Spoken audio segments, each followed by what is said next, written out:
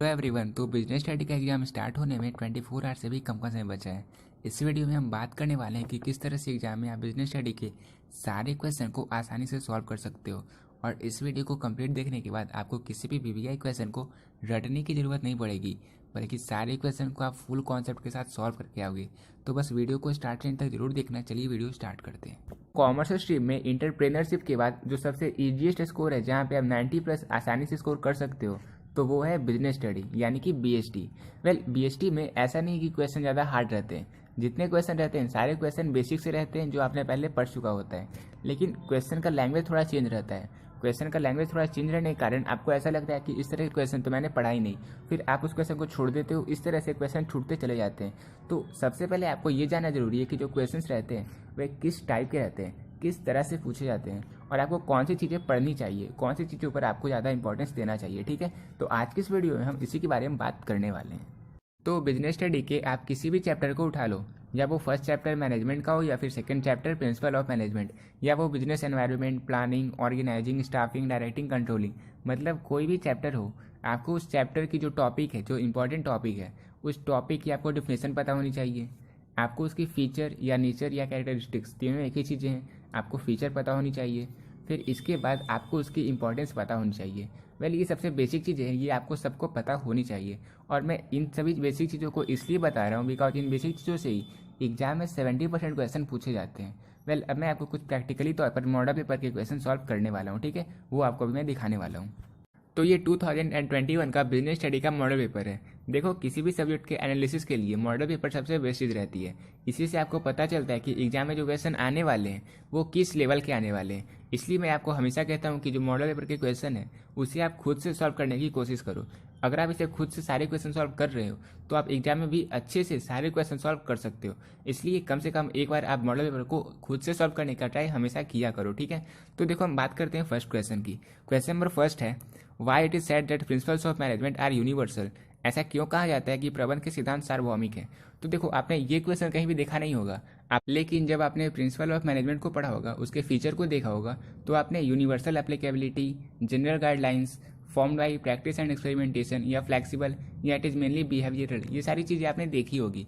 तो यहाँ पे जो क्वेश्चंस पूछे जाते हैं वो उन पॉइंट से आते हैं। जैसे अगर फीचर दिया हुआ है तो फीचर के किसी पॉइंट से आते हैं, या इंपॉर्टेंस है तो इंपॉर्टेंस के किसी पॉइंट से आते हैं। यहाँ पे क्वेश्चन है, प्रबंध के सिद्धांत सार्वभौमिक है, ऐसा क्यों कहा जाता है। तो जो आपने पहले पढ़ा था प्रिंसिपल ऑफ मैनेजमेंट की, जो आपने फीचर पढ़ा था कि इट हैज यूनिवर्सल एप्लीकेबिलिटी, उसी पॉइंट को आपको यहाँ पे आंसर करना है। आप यहाँ पे आंसर कर सकते हो, the principle of management can be applied to all kind of organisation irrespective of their size and nature. That is why it is said that principle of management are universal or it can be applied in all kind of organization. ठीक है, तो इस तरह से मतलब मेरे कहने का ये आशय है कि जो क्वेश्चन एग्जाम में आते हैं वो फीचर, इंपॉर्टेंस या डिफिनेशन, इनके पॉइंट से पूछे जाते हैं। और आप वीवीआई के नाम पर इन्हीं पॉइंट को अलग से क्वेश्चन बनाकर पढ़ने लगते हो। जबकि अगर आप सिर्फ फीचर को ही पढ़ लोगे, जैसे प्रिंसिपल ऑफ मैनेजमेंट का मैंने अभी आपको एग्जांपल दिया, अगर आप सिर्फ इसके फीचर को ही पढ़ लोगे तो आप इन सारे शॉर्ट क्वेश्चन को तो आसानी से सॉल्व कर ही लोगे। अगर एग्जाम में इसके फीचर को पूछा गया तो वहाँ पे आप इसे 6 से 7 पॉइंट में आसानी से आंसर कर दोगे। तो ऐसे में आपके लॉन्ग क्वेश्चन और शॉर्ट क्वेश्चन दोनों सॉल्व हो जाएंगे। वेल, वैसे इस वीडियो में हम फर्स्ट चैप्टर और सेकंड चैप्टर इन दोनों की बात नहीं करने वाले, बिकॉज इन दोनों की चैप्टर वाइज ऑब्जेक्टिव और सब्जेक्टिव इन दोनों क्वेश्चन को हमने पहले ही अपलोड कर लिया था। आपने उन वीडियो को अभी तक देख लिया होगा। अगर आपने नहीं देखा तो उन वीडियो को जरूर देख लेना, बिकॉज इन दो चैप्टर से, फर्स्ट चैप्टर और सेकंड चैप्टर, इन दो चैप्टर से एग्जाम में सबसे ज़्यादा क्वेश्चन पूछे जाते हैं। और जितने क्वेश्चन मैंने अपने वीडियो में कवर कर लिए वो एग्जाम के लिए मोर देन इनफ है। ठीक है, तो उस वीडियो को आप लोग जरूर देख लेना। और इस वीडियो में हम थर्ड चैप्टर से मॉडल पेपर के सारे क्वेश्चन को एनालाइज करने वाले हैं, जिससे आपको ये आइडिया मिल जाएगा कि आपको एग्जाम में किस तरह के क्वेश्चन पूछे जाने वाले हैं और आपको इसके लिए कौन से पार्ट पर फोकस करना है। फिर इसके बाद जल्दी से एनालाइज करने के बाद हम ये देखेंगे कि कौन से चैप्टर के कौन से टॉपिक इंपॉर्टेंट है, जिससे आपको पढ़कर जाना है, फिर एग्जाम में आप अपना बेस्ट देकर आ पाओगे। ठीक है, 5 नंबर क्वेश्चन है, state any 2 advantage of business environment study, यानी कि व्यावसायिक वातावरण के अध्ययन के कोई 2 लाभ बताएं।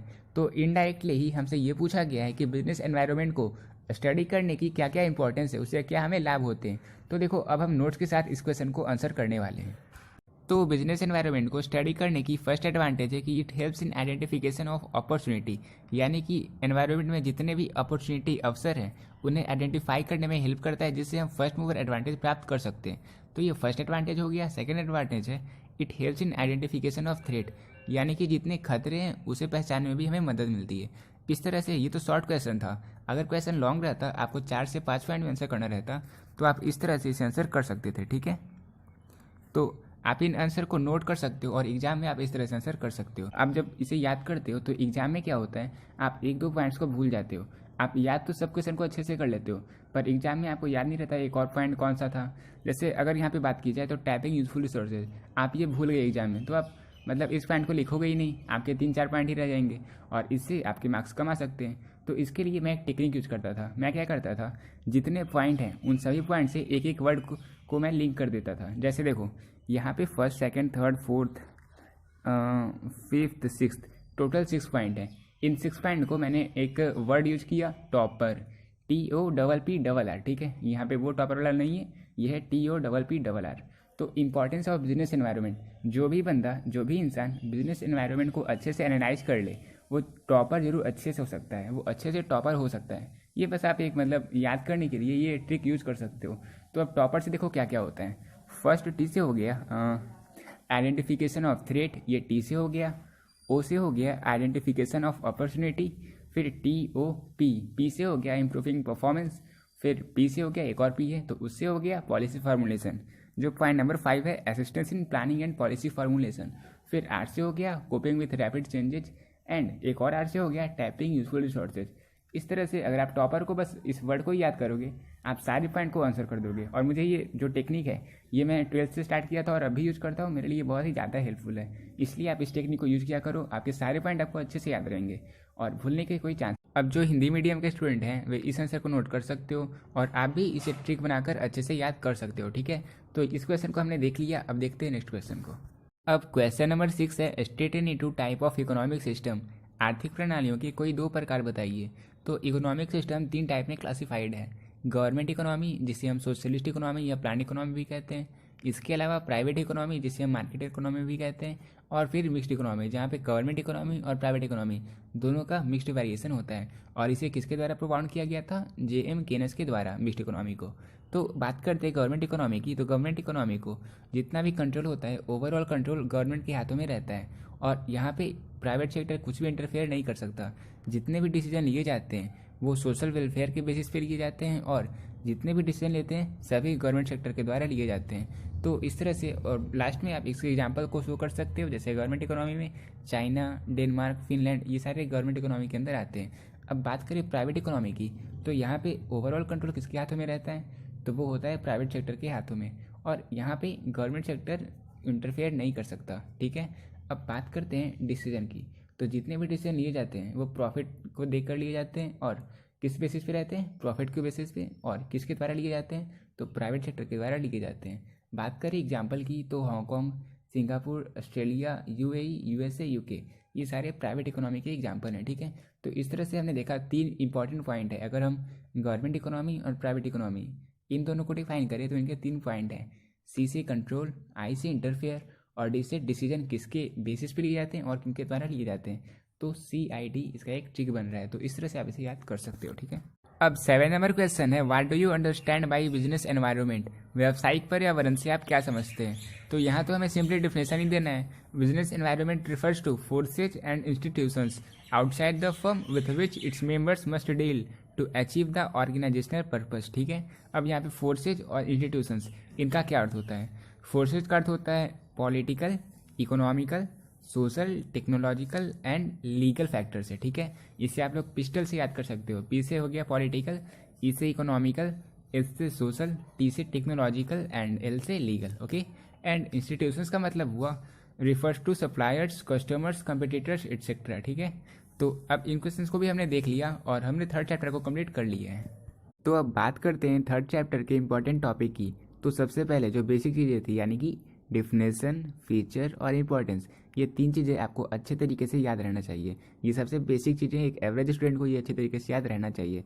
इसके अलावा आपको जो सबसे पहली चीज़ें जो आपको याद रहनी चाहिए इस चैप्टर से, वो है एलिमेंट्स और डायमेंशन ऑफ बिजनेस एनवायरनमेंट। अब ये कौन सा एलिमेंट है, तो ये वही 5 है जो मैंने आपको बताया था पिस्टल ट्रिक से।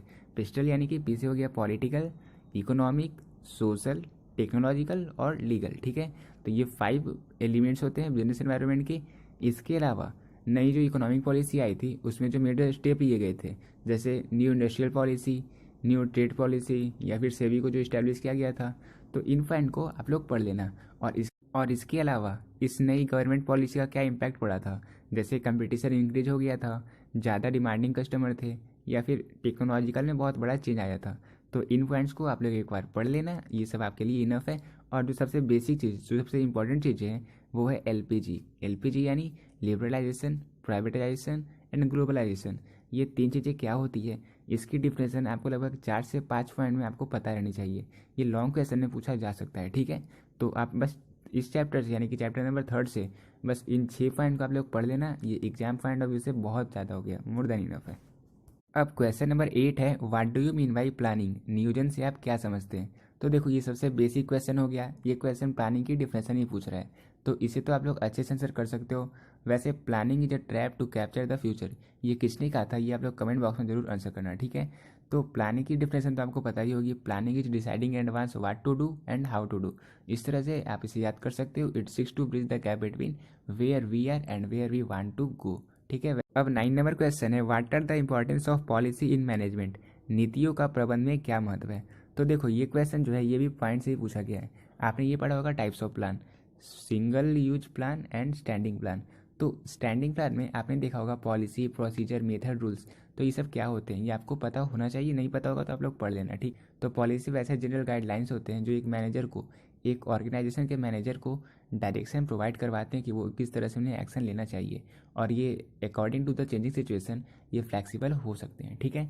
तो ये पॉलिसी की डिफिनेशन हो गई, इसे आप लोग आंसर कर सकते हो क्वेश्चन नंबर 9 में। जैसा कि आप लोग देख रहे हो जो मैं बता रहा हूँ, तो इसके लिए आपको अलग से पीवीआई तैयार नहीं करना, बल्कि जो आपने पढ़ा था, जो आपने कॉन्सेप्ट के साथ पढ़ा था, आपको बस वही पढ़ना है। आपके जितने क्वेश्चन है सारे क्वेश्चन सॉल्व हो जाएंगे। फिर देखो 10 नंबर क्वेश्चन है, right any 2 characteristics of an ideal planning. एक आदर्श योजना के कोई 2 गुण बताइए। तो आप आइडियल प्लानिंग कह लो या गुड प्लानिंग कह लो, बात एक ही है। आपने जो पहले पढ़ा था फीचर्स ऑफ गुड प्लानिंग, तो उसका पहला जो फीचर था वो था क्लियर कट ऑब्जेक्टिव होना चाहिए। इसके अलावा वो इकोनॉमिकल होना चाहिए, फ्लैक्सीबल होना चाहिए, डायनेमिक मैनेजर होने चाहिए, या फिर जो प्लानिंग है वो प्रैक्टिकल होना चाहिए, यानी कि उसे हम यूज कर सके ऐसा वो प्लान होना चाहिए। तो ये सब एक फीचर है एक अच्छे प्लानिंग की, यानी कि एक आइडियल प्लानिंग की। तो इसके किसी भी पॉइंट को आप आंसर कर सकते हो, ठीक है। तो अब देखो क्वेश्चन नंबर 11 है, is planning a fundamental function of management. क्या नियोजन प्रबंध का आधारभूत कार्य है। तो ये आपको किसी भी बीबीआई में नहीं मिलेंगे, बल्कि ये जो क्वेश्चन है ये कैरेक्टरिस्टिक्स यानी कि फीचर से पूछा गया है। What is the feature of planning. तो इसमें आपने कई सारे पॉइंट्स पढ़े होंगे। जैसे प्लानिंग की फर्स्ट फीचर है it focus on achieving objective, यानी कि ये उद्देश्य को प्राप्त करने पर अपना फोकस करता है। इसके अलावा it is pervasive, planning is continuous, planning is futuristic, और इट इन्वॉल्व डिसीजन मेकिंग। या इसके अलावा planning is a primary function of management. ये सारी चीज़ें आपने फीचर में पढ़ी होगी। ऐसा हो सकता है आप किसी पॉइंट को भूल गए होगे, इसलिए मैं हमेशा कहता हूँ कि हर एक पॉइंट को आप लिंक करके याद किया करो, ताकि एग्जाम में अगर किसी भी एक पॉइंट से क्वेश्चन बने, जैसे कि क्वेश्चन नंबर 11 में पूछा गया है, तो आप उसे आसानी से आंसर कर सको, ठीक है। तो आप आंसर कर सकते हो, it is a basic function of management because all other managerial function like staffing, directing and controlling all are performed in the framework of plan drawn. तो इस तरह से आप हर एक क्वेश्चन को आंसर कर सकते हो, बस आपको पॉइंट वो याद रहना चाहिए, ठीक है। फिर 12 नंबर क्वेश्चन है, state two limitation of planning, यानी कि नियोजन की 2 सीमाओं को बताएं। तो प्लानिंग की फीचर भी है, इंपॉर्टेंस भी है, लेकिन इसके साथ साथ इसकी लिमिटेशन भी है। फर्स्ट लिमिटेशन है it is a time consuming process, ये बहुत ही ज़्यादा टाइम कंज्यूमिंग प्रोसेस है। फिर इसके अलावा it involve huge cost, it leads to rigidity, it may not work in a dynamic environment. फिर इट रिड्यूस क्रिएटिविटी, तो मैंने आपको बता दिया। And it does not guarantee success, ये ऐसा कोई चीज़ नहीं है कि ये गारंटी सक्सेस करता है। ये हो सकता है ये जो प्लानिंग था वो फेल भी हो सकता है। तो ये सारी इनकी लिमिटेशन है, आप किसी भी 2 पॉइंट को आंसर कर सकते हो।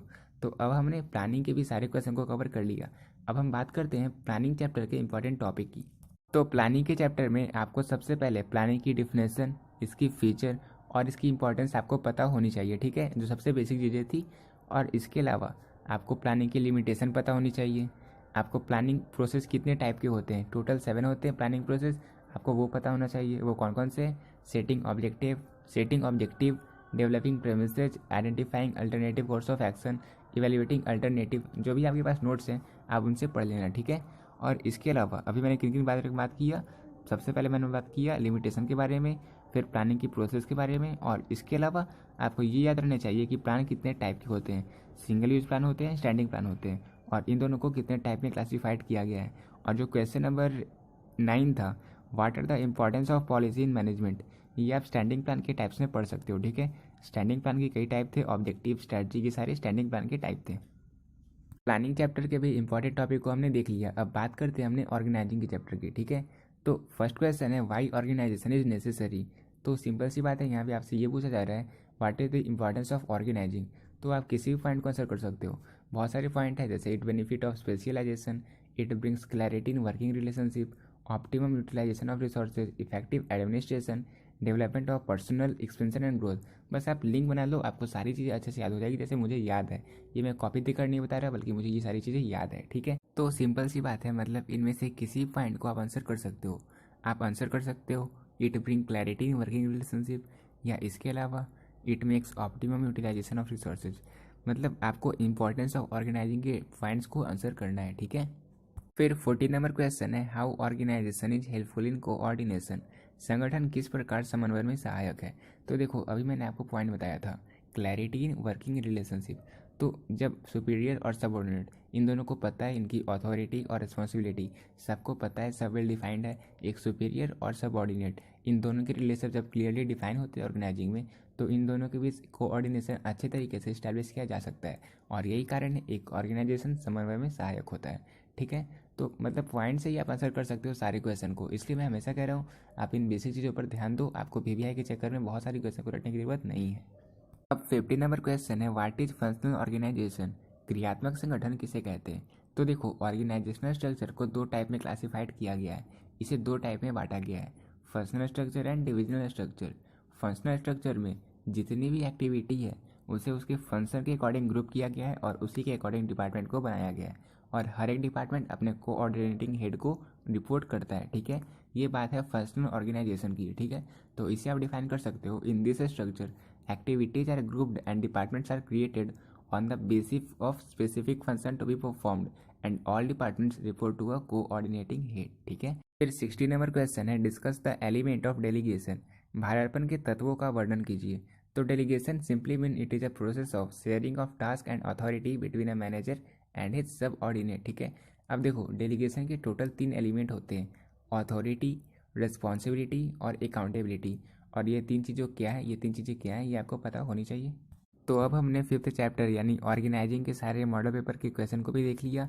अब 5th चैप्टर यानी ऑर्गेनाइजिंग के जो जो इंपॉर्टेंट टॉपिक है वो मैं आपको बताने वाला हूँ। ठीक है, तो सबसे पहले जो बेसिक चीज़ें थी यानी कि डिफिनेशन, फीचर और इम्पोर्टेंस, ये तीन चीज़ें आपको पता होनी चाहिए।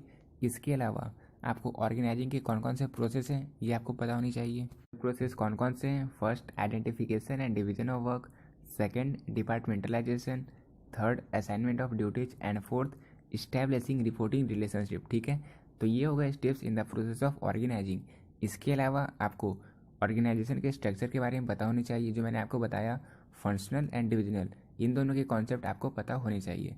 और इसके अलावा ऑर्गेनाइजेशन कितने टाइप के होते हैं, फॉर्मल ऑर्गेनाइजेशन और इनफॉर्मल ऑर्गेनाइजेशन, इसकी एडवांटेज डिसएडवांटेज, ये चीज़ें आपको पता होनी चाहिए। चैप्टर थोड़ा बड़ा है। फिर इसके बाद आपको डेलीगेशन पता होनी चाहिए, डेलीगेशन क्या होता है, डेलीगेशन के कौन कौन से एलिमेंट है, अथॉरिटी, रिस्पॉन्सिबिलिटी एंड अकाउंटेबिलिटी। इन तीनों को थोड़ा अच्छे से आप डिफाइन करके आप लोग पढ़ लेना। अगर आपके पास नोट्स भी ना हो ना, तो आप मुझे बस कमेंट कर देना। अगर 10-20 स्टूडेंट्स कमेंट करेंगे तो मैं एक छोटी सी वीडियो अपलोड कर दूंगा, जहाँ पे हर एक चैप्टर की नोट्स आपको मिल जाएंगी, बस एक स्लाइड में। ठीक है, तो आप लोग कमेंट कर देना अगर आपके पास नोट्स ना हो तो। वैसे मैं मान के चल रहा हूँ आपके पास नोट्स होंगे, हर एक चैप्टर के अवेलेबल होंगे।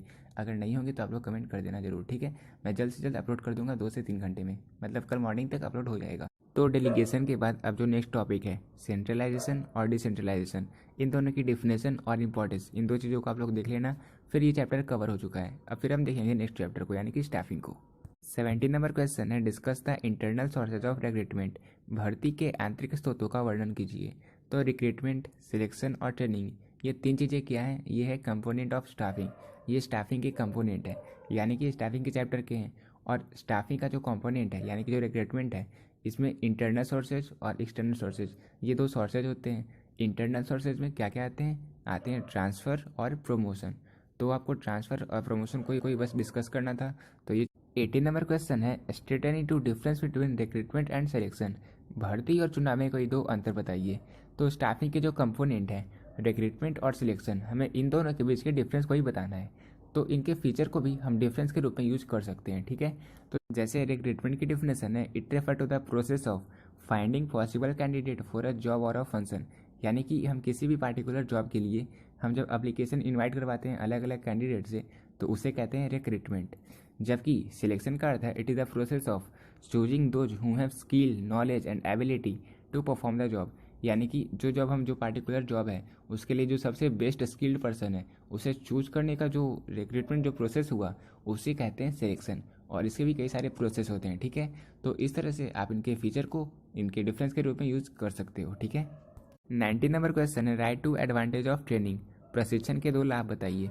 तो यहाँ पे तो जितने क्वेश्चन स्टाफिंग के चैप्टर से पूछे गए हैं सारे स्टाफिंग के कंपोनेंट से ही पूछे गए हैं। सारे क्वेश्चन में रिक्रूटमेंट सिलेक्शन ट्रेनिंग से ही पूछे गए। तो देखो अब हमें जो ट्रेनिंग है उनकी इंपॉर्टेंस को बताना है। उनकी एडवांटेज मतलब इंपॉर्टेंस ही हो गया, उनकी इंपॉर्टेंस को बताना है। तो इनके कई सारे इंपॉर्टेंस हैं, जैसे it reduce wastage of time, it improve performance, it reduce wastage of raw materials, it increase productivity, it increases efficiency. किसी भी पॉइंट को, किसी भी दो पॉइंट को आप आंसर कर सकते हो, ठीक है। और जैसा कि मैंने आपको पहले बताया, आपको किसी भी क्वेश्चन को रटने की ज़रूरत नहीं है। आप बस उनके पॉइंट को आप लिंक करके किसी वर्ड से आपको लिंक कर देना और उस वर्ड को याद कर लेना। आप एग्जाम में सारे पॉइंट को आंसर कर दोगे और फुल मार्क्स तो आपको आने ही वाले हैं, ठीक है। फिर 20 नंबर क्वेश्चन है, what do you mean by staffing. नियुक्तिकरण से आप क्या समझते हैं।